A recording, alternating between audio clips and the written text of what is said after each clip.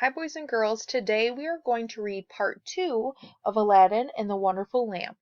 Here is the picture that we left off on with part 1 of Aladdin and the Wonderful Lamp. And remember, up top is the magician, and he was very angry at Aladdin because Aladdin wasn't giving him the lamp that he wanted. So remember, he trapped him in the cave.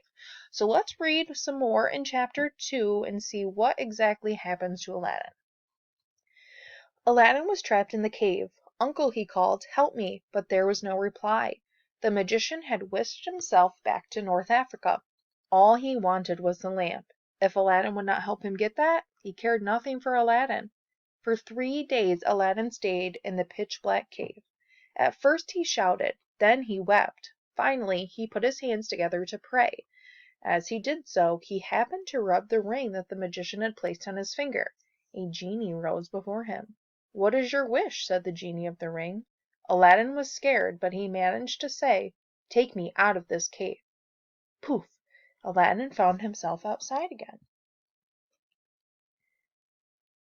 A genie rose before Aladdin.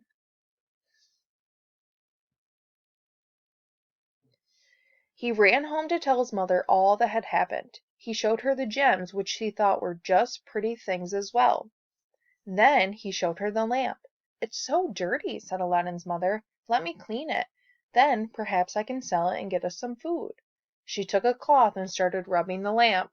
Suddenly a monstrous genie appeared. This genie was far bigger than the one that had appeared to Aladdin before. "What is your wish?" thundered the genie of the lamp.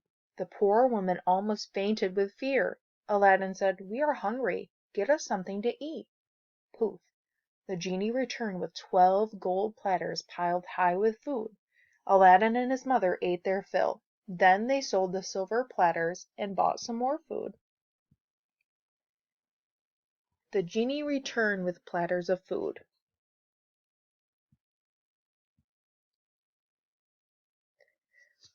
One day at the market, Aladdin caught a glimpse of the Sultan's daughter. She was so beautiful that he fell in love at once. He told his mother that he wanted to marry the princess. Aladdin's mother laughed. "Have you lost your senses?" she said.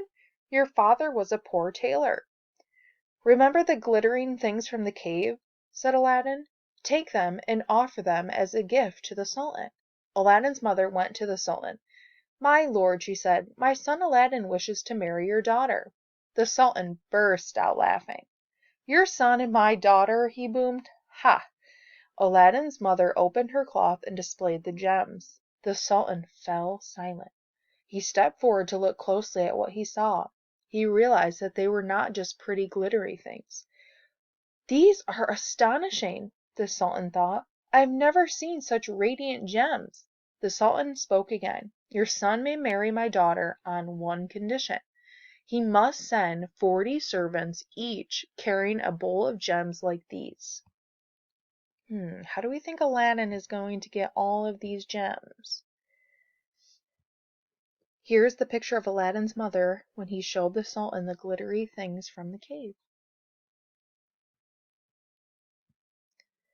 When Aladdin heard this, he rubbed his lamp. The genie appeared. Aladdin repeated the Sultan's wish. Almost instantly the genie returned with 40 servants. Each servant carried a large golden bowl. Half of the bowls were filled with pearls and diamonds, the others were filled with rubies and emeralds. The Sultan was amazed. He agreed that Aladdin could marry his daughter. The genies returned with 40 servants.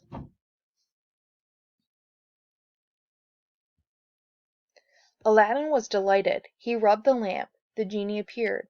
Aladdin commanded the genie to prepare a wedding fit for a prince. The 40 servants appeared again. They brought Aladdin rich clothes and sweet perfumes. They gave him a beautiful horse, which he rode to the wedding. They threw gold pieces to the people who lined the streets to see him.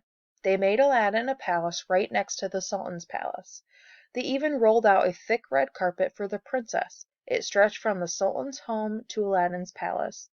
When the Sultan saw Aladdin's palace, he was sure that Aladdin was the right husband for his daughter.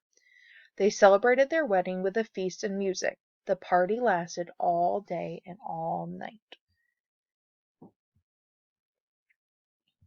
Aladdin married the Sultan's daughter. And that is the end of chapter 2.